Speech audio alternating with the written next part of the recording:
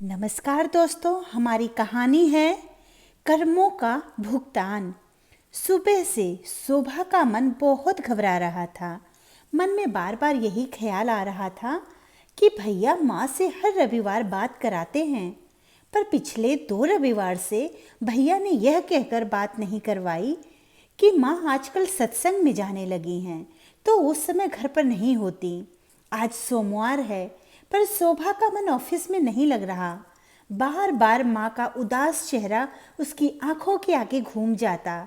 जब वह पिछली बार इंडिया आई थी तो नई नवेली भाभी के तेज तर्रार तेवर और उसके आगे बेबस माँ की आशा भरी आंखें उसे आज भी याद हैं।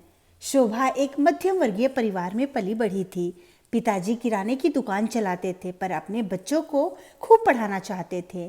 शोभा पढ़ने लिखने में होशियार बच्ची थी। बड़े भाई संजीव का मन पढ़ाई में ज़्यादा न था, तो पिता की छोटी सी किराने की दुकान संभाला करता था। अचानक एक दिन हार्ट अटैक से पिता चल बसे। शोभा और संजीव ने बड़े मुश्किल से माँ को संभाला। पढ़ाई पूरी होते ही शोभा की अच्छी नौकरी लग गई और ऑफिस में साथ काम करने वाले अनुराग के साथ धीरे धीरे दोस्ती बढ़ी और फिर दोनों को लगा कि एक दूजे के लिए ही बने हैं और उन्होंने शादी करने का फैसला कर लिया। अनुराग को अमेरिका में जॉब मिल गई। शादी के बाद शोभा भी वहीं चली गई और 2 महीने ही बाद उसे भी अमेरिका में जॉब मिल गई। दोनों अपनी गृहस्थी में खुश थे। एक दिन माँ ने खुशखबरी दी कि भैया की शादी पक्की हो गई है। लड़की का नाम दीप्ति है। दीप्ति भैया के किसी दोस्त की बहन थी जिन्हें भैया पसंद करने लगे थे, इसीलिए माँ ने भी खुशी खुशी रजामंदी दे दी। भाई के शादी के समय शोभा गर्भवती थी, इसीलिए इंडिया नहीं आ सकी। शादी के अगले दिन माँ ने उसे फ़ोन पर अच्छे से संपन्न हुए वैवाहिक कार्यक्रमों के बारे में गदगद होकर बताया। माँ चांद सी सुंदर बहू पाकर बहुत खुश थी। वो शोभा से कहती, अब बहू के आने से ऐसा लगता है कि जैसे तू वापस आ गई। घर में रौनक हो गई है। अपने डिलीवरी के बाद जब शोभा अपनी नन्ही बिटिया के साथ इंडिया आई और भाभी से पहली बार मिली, तो मन में किसी कोने में बसी माँ समान भाभी की तस्वीर कुछ धूमिल सी हो गई। यूं तो भाभी शोभा से बहुत मीठा व्यवहार रखती थी, पर सब दिखावटी सा लगता था और खासकर माँ के प्रति दीप्ति भाभी का व्यवहार देखकर शोभा को अच्छा नहीं लग रहा था। भाभी शोभा के सामने तो माँ से अच्छे से पेश आती थी, पर शोभा के पीठ पीछे माँ से बात करते वक्त भाभी की आवाज़ बड़ी कर्कश हो जाती थी, जो जाने अनजाने शोभा के कानों में पड़ गई थी।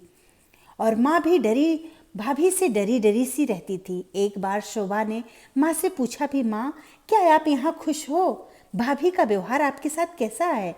तब माँ ने कहा, बेटा वह अभी नई नई आई है, हमें भी उसे थोड़ा समय देना चाहिए और मैंने उसे अपनी बेटी ही माना है।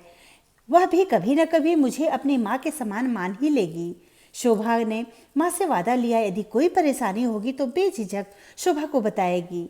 माँ ने मुस्कुराकर शोभा के गाल को थपथपाया और कहा, बेटा तू अपनी गृहस्थी पर ध्यान दे।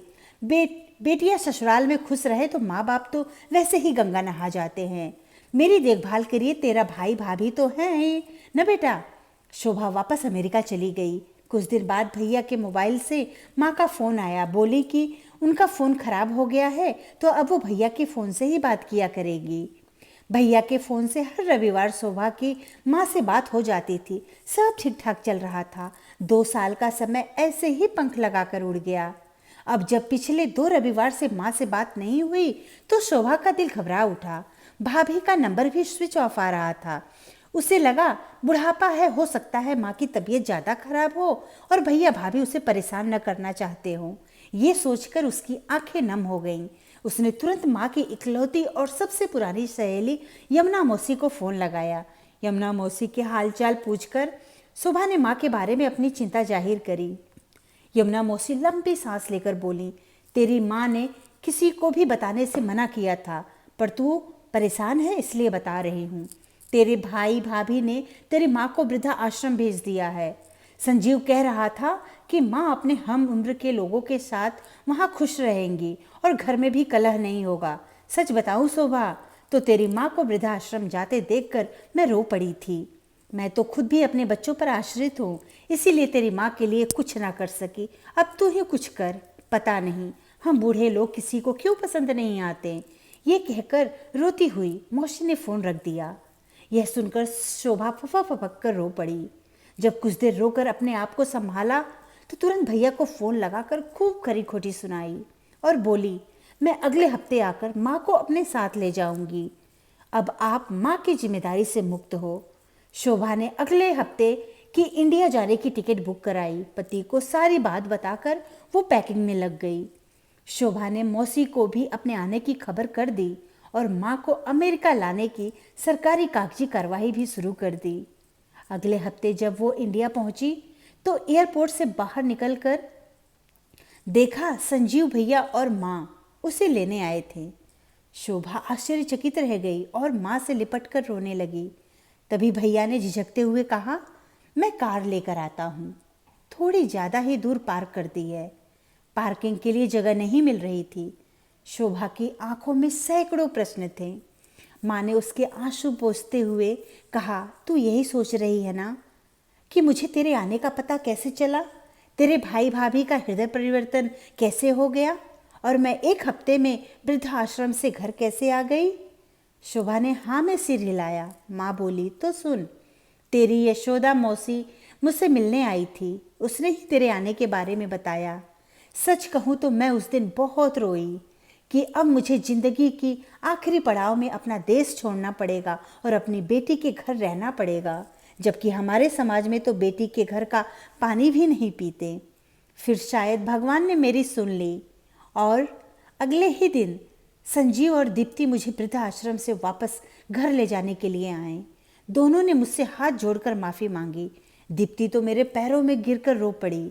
बाद में संजीव ने बताया कि दीप्ति की भाभी ने भी उसकी माँ को वृद्धाश्रम भेज दिया है और इस बात को सुनकर दीप्ति को लगा कि शायद ईश्वर ने उसके कर्मों की सजा दी है। तब से उसने खाना पीना छोड़ दिया और आपको वापस लाने की रट लगा रखी थी। शोभा के चेहरे पर अभी असमंजस के भाव थे। माँ ने उसके सिर पर हाथ फेर कर कहा, अब सब ठीक है बिटिया। घर वापस आने के बाद मैंने दीप्ति से कहकर उसकी माँ को भी आश्रम से अपने ही घर बुला लिया है, जिसके लिए तेरी भाभी मुझे बहुत धन्यवाद देती रहती है। पर बेटा, मैंने दीप्ति की माँ पर कोई एहसान नहीं किया, बल्कि भुक्तभोगी होने के कारण उनके दर्द को समझा है। इतने में संजीव कार लेकर आ गया और शोभा अपने आंसू पोंछते हुए कार में जा बैठी। एक हफ्ते से भावनाओं का जो ज्वार भाटा उसके मन में चल रहा था वो अब शांत हो गया। उसके चेहरे पर उगते सूरज की लाली मुस्कुराहट के रूप में फैल गई थी। धन्यवाद दोस्तों। कहानी अच्छी लगी तो लाइक और सब्सक्राइब जरूर करें।